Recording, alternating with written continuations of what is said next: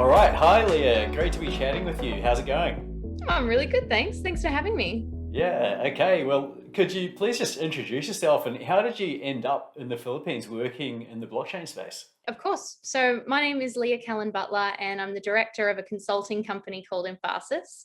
And I've been based in the Philippines since around 2018. I originally came here because I was working for a company that was building a crypto payments gateway. And we had a team of software developers here in the Philippines. We'd been outsourcing for a couple of years, like a lot of companies do to the Philippines. But we decided to come and spend a whole month with them on the ground. And when I turned up and I started learning about the Philippines, I fell in love with the place, fell in love with the people, and just wanted to stay longer. So I'm actually based now on a beautiful island called Palawan, doing the whole, digital nomad life, which is pretty cool, especially when everyone's locked down. It's nice when you can live in a nice place and still work. Yeah. um, but yeah, the Philippines has just become a really important part of my life. As I mentioned, having been here for a couple of years, but never actually being based in Manila, I guess I saw a different side of the Philippines than most people know. People do think of kind of like idyllic beaches. And we'd actually seen some quite heavily impoverished parts of the Philippines, but that was actually what I fell in love with. The resilience and optimism of the people here is amazing. And where I see technology could make a real difference to people's lives. So hence why it's become part of my life and why I've been here for so many years. Yeah, it's a great place, and yes, so much fun exploring and living in places like the Philippines. Yeah, I've had some experiences like that myself. So you're a specialist in the crypto and blockchain and the play to earn game space. So for people who are new to that term, could you just define it? Yeah, sure. So I should take a step back and explain what Emphasis does. So our consulting company, we're quite interested in how technology could impact economic development, and particularly in places like Southeast Asia, where there is a high level of poverty and an opportunity to improve people's lives through tech like crypto and blockchain. So the play to earn space, I became really interested in this. I've got to be honest, before finding out about play to earn, I thought NFTs were ridiculous. I thought there was no good use case for them whatsoever. I think I'd had too many people trying to sell me the idea of like NFTs for sneakers or something like that. I thought it was a bit silly.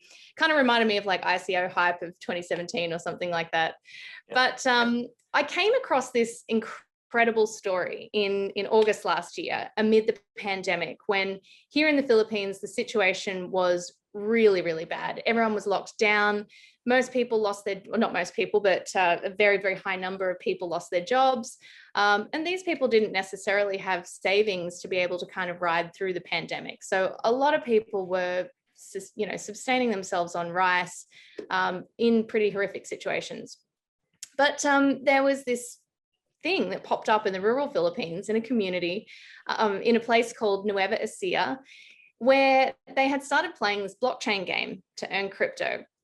And I think what was rather extraordinary about it was the kind of money that they were making. Some people, they were playing this game around the clock and cashing out like $400 a month USD. Of course, that sort of money might not sound like a lot to, say, someone in the US. A crypto trader might sort of think that's not a very big gain. But here in the Philippines, where people were out of work and, struggling to put food on the table for their families, that kind of money was literally life-changing, real lifesaver.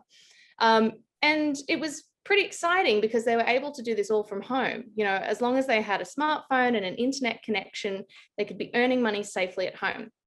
So I was a little bit skeptical at first. I thought this just sounds way too good to be true. Is this even real?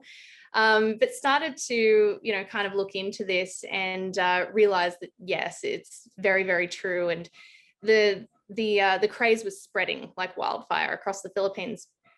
So since that time, I've become extremely interested in the utility of NFTs and what they can really do. I guess like kind of getting past the excitement of, an artwork being sold for astronomical prices by Christie's auction house, and kind of getting to the next stage. Like, okay, well, this is an interesting technology. How is it actually going to change our everyday life, and what does that mean? Awesome. And so who's playing? What are the demographics that are playing the game? So I think this is one of the most surprising things that came out of the documentary. So you'll see this way on my screen there. Yeah. So we actually created this documentary, which was about play to earn gaming in the Philippines. And we traveled out to Nueva Ecija, the place that I mentioned before, to meet the players. And, I guess a lot of people kind of have this demographic in their head that gamers are like young teenage boys or something like that. That's the only people who are into games and crypto. But it's actually that's not the case at all with Axie Infinity and other NFT games. We met Alola and Lola, which is grandpa and grandma in Filipino language.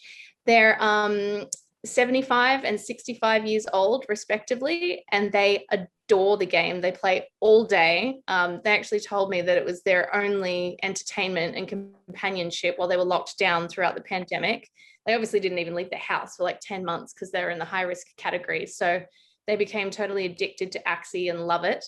But there's also, mums and young women who are playing it. So I think this, the attraction of NFT gaming is quite different to, I guess, what you would expect of traditional games. And it really is kind of opening up this category to a much, much broader audience. Okay. And are the games generally standalone, or are you seeing whole ecosystems and metaverses with interoperability? Yeah, so I think that's the big exciting sort of area of potential for NFT gaming, because for anyone who isn't really familiar with NFTs, the big difference about these games is that they're decentralized. So, traditionally, if you were going to earn some gold or, perhaps a valuable weapon, or perhaps you even pay money to buy in-game assets or progress in a game, traditionally all this investment and earned value, it remains the property of the game's publisher. And a lot of people just kind of give up their digital rights. They don't really think about the fact that all this value that they have within a game is never actually theirs. So what our NFTs are doing is actually giving digital rights to the players, and kind of generating this idea of player-owned games or player-owned economies rather than everything being controlled and centralized by a games publisher. So in answer to your question, the cool thing about that is that interoperability, I mean, the possibilities are literally endless, right? I mean, rather than it being all about the game and this world that we enter and kind of have this singular privilege of being in a centralized world, now we own the in-game assets, can do with them whatever we like. Like maybe I own an F1 Delta Time car and I want to go and race it on a track in another game. That's completely possible. Or maybe I own a track. I could own a track in the metaverse, and one day it's got F1 Delta Time cars racing on it, and then the next day we've got Z-Run horses racing on it. It's quite cool to start thinking about how these games could actually affect interoperability between each other, which has never been possible before unless the game publishers themselves had partnerships between each other. So it's really redefining the idea of who gets to control the future of these games, where they're going, and essentially like what we want them to become. Yeah, well, it's going in a really exciting direction. So I just can't wait to see how it develops over the next few years. Yeah, it's amazing, and I'm seeing digital and financial inclusion being a major theme in crypto right now. And what trends are you seeing, and what's next in the emerging play to earn movement? Yeah, I mean that's such an exciting area, and that's probably where more of my experience is from in terms of working in the financial inclusion side of things. Look, there's this saying where they love to say we should bank the unbanked, and it's kind of like the ultimate hallmark of financial inclusion. If everyone has a bank account, then everyone will have access to financial services, and that will alleviate poverty. But, here in the Philippines, little more than 20% of people actually have a bank account. And that's the adult population. So the most of the people here do not have a bank account. And the reason is they don't have enough money. they kind of look at a bank account thinking, well, it's just going to charge me fees and I'm going to have to literally walk all the way to the bank, go to a bricks and mortar place to deposit my money, and they're just going to charge me for it. Like, why would I do that? Especially when here is cash-based anyway. So the big exciting thing with NFT games is that there's this opportunity to be able to deliver services through a mobile phone. I mean, as I said, little more than 20% of people here have a bank account, but 100% of the population has a SIM card. There's actually, so it's an interesting stat. They say that it's actually more than 100% of the Philippine population has a SIM card. And they say that it's about 2/3 of the population have a mobile phone. So if we can actually deliver services through mobile phones, then you have a much better chance of actually reaching people and, making things more accessible. And I guess the point around NFT gaming is that if people can earn money without having to have a bank account and can actually still cash out that money into, real local cash, it starts to actually redefine how we think about financial inclusion and how this could actually achieve the goal of alleviating poverty. I think most people, if you ask them, they're not really looking for someone to custody their money. They're looking for a way to earn it. And that is what NFT games are really providing for people here. As long as they've got a smartphone and an internet connection, anyone can earn. Yeah, so smartphones and also internet connections, broadband rollouts are making this possible. And what does this all mean for blockchain gaming organizations? If you think about it, like I've heard a lot of people say that, the big mainstream gaming companies, they're never going to get into NFTs because it's a threat to their business model. I mean, to me, this is the ultimate disrupt or be disrupted conversation, right? It's a real Kodak moment. I think we've seen that there's been a lot of peer-to-peer innovation already. Like just look at Uber, for example, and how it disrupted the taxi industry. Peer-to-peer models are really working, and even things online, like look at something like user-generated content platforms like Facebook.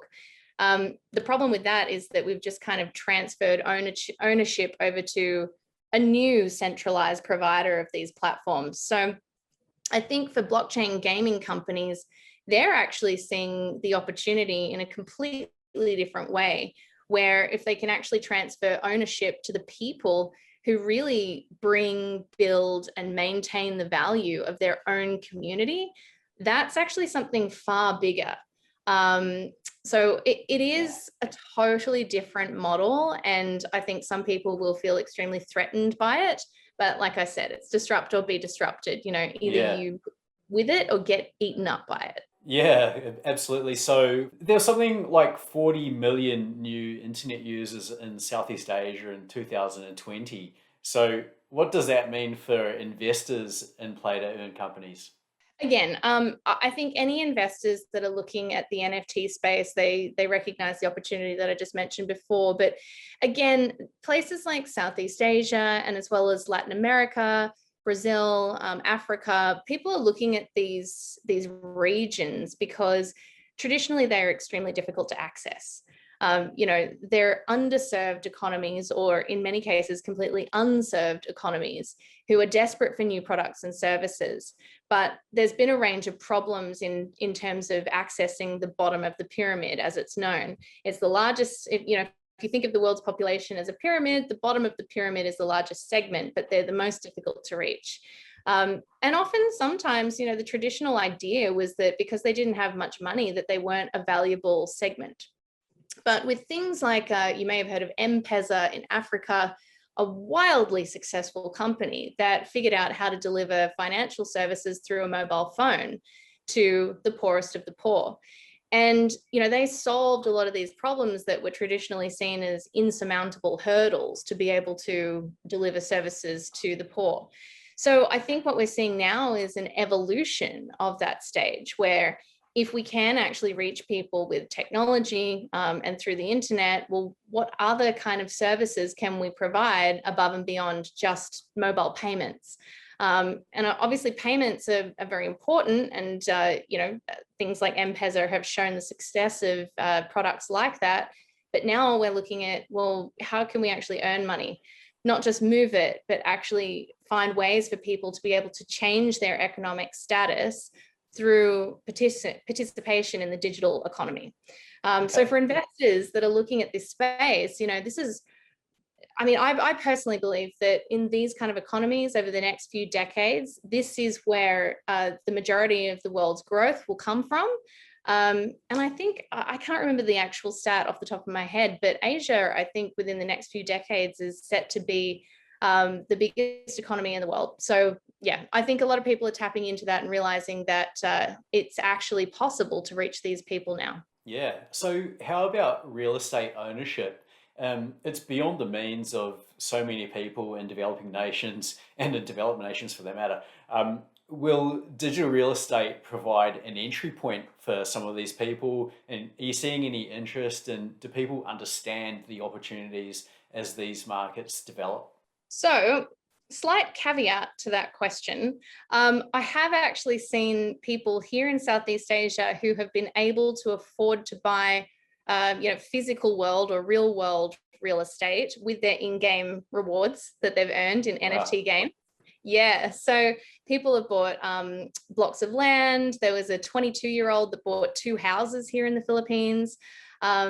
People have actually been able to invest in serious physical world or traditional assets with the kind of money that they're earning from NFT games. So I think that's the first point to realize, that people are really changing their economic status with these in-game rewards.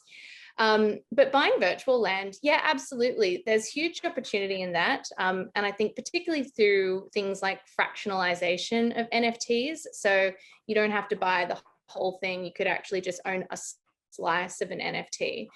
But the biggest hurdle for that to get over, I think, is this issue around digital rights and digital ownership.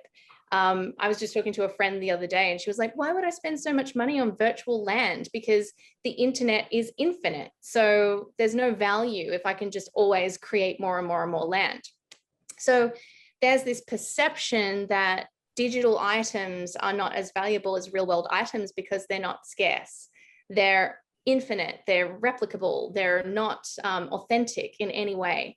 And NFTs is the first time that we've been able to actually claim ownership of our digital items. So I think once people start to actually, once they cotton on to the fact that they do have digital rights and that the more time they spend in virtual worlds, they're going to want to be able to demonstrate ownership of their stuff online. That's when we'll see a really big change in terms of people investing in virtual assets, I think. Okay, yeah. So, what do games creators need to do to fill those gaps, and what are the gaps? What are the solutions needed? A lot. There's plenty of problems. Just off the top of my head, obviously, things like scalability has been a problem in terms of blockchain games. The crypto kitties famously crashed the Ethereum network. I think it was in 2017. And it was the first time that we'd seen a real rush of people wanting to do a very high volume of transactions on the blockchain, at one particular time, the Ethereum blockchain anyway. So scalability is a problem, and there are people working on really fantastic solutions to solve that, whether it be side chains or other sorts of layer 2 solutions that will help with that and also reduce fees. So that's happening. It's in the works. Another thing is environmental impact. That's something that is being discussed a lot around the problem with NFTs and cryptocurrency in general. I actually worked in the sustainability industry for 5 years when I started my career, so I feel quite passionate about this point. My personal opinion on this one is that the crypto industry can be a thought leader in this space to demonstrate how to actually set up truly sustainable companies, because they actually think about their environmental impact on the bottom line. They have to, otherwise things like Bitcoin miners wouldn't even run a sustainable business. So, rather than pointing fingers at the crypto industry, I would personally be embracing it and saying, let's find what lessons we can learn there and teach it to the rest of the world to improve sustainability. Another thing is the high cost of NFTs. So as these games become more popular and demand rises, obviously more people rush into the market, pushes up the price of these NFTs. And then we're kind of back to square one, which is this weird problem where you've got people who want to play the game to earn money, but they can't get into a permissionless dApp because the cost of the NFTs is too high. So there's super interesting innovation happening in this space in terms of how people can rent out their NFT. So if you don't want to buy it up front, just like any real world asset, you could rent it instead. And we're seeing cool stuff like that. Definitely check out Yield Guild Games. They loan things like Axies or in the game Axie Infinity to players so they can start to play to earn without actually having to buy the NFTs up front. The final thing I would mention just in terms of what game creators need to do is they have to make sure that the games are fun. There's been a lot of criticism lately that, blockchain games are just about grinding to make money and they're not actually cool, fun games. So I think there are plenty of examples out there of seriously awesome games, but in NFT games, but it will be interesting to see how that develops because I think play to earn will sort of become the foundational basis of these games. And then the ones that really, rise to the top position within the industry will be the ones that people will get addicted to and just love to play because they're so much fun. All right. So is play to earn and blockchain innovation changing lives, and what are you seeing? Yeah, absolutely. I think that there's still a long way to go, and this industry is incredibly early stage. Obviously there's been a lot of hype around it, but Axie Infinity, I think, is the only one that's actually broken 100,000 daily active users so far. So compared to the broader gaming industry, there is incredible room for growth. Very, very early stage, but the inspiring stories that we're seeing coming out of this space, not just from people being able to lift themselves out of poverty by playing play to earn games, but also this idea, where NFTs meet DeFi and so on. I think even, people in different types of financial situations, like, whether you're in a Western developed country, you're kind of looking at, well, I just invested money in an NFT. What can I do with it now? And for things like that, that's also changing people's lives in terms of their own upward mobility within the world and how they could improve their financial position through non-traditional investments. So yeah, there's wealth creation for everyone in this space. And as I said, I think it's really, really early stages. So there's only going to be more innovation as we move forward. Yeah, okay. All right. So I think we'll need to wrap it up there, Leah. You're doing some amazing work. It is great to see an Aussie contributing to the crypto space as well. So thanks so much for your time. Yeah, thank you. And it's good to hear an Aussie accent. Half Aussie, half New Zealand. Yeah, okay. Well, we won't bring that up because, then we might not be. All right. So if you haven't already seen Leah's doco, Play to Earn NFT Gamings in the Philippines, check it out. We'll leave a link for you below. Thanks a lot, everyone. Thanks, Leah. Thanks for having me. Bye.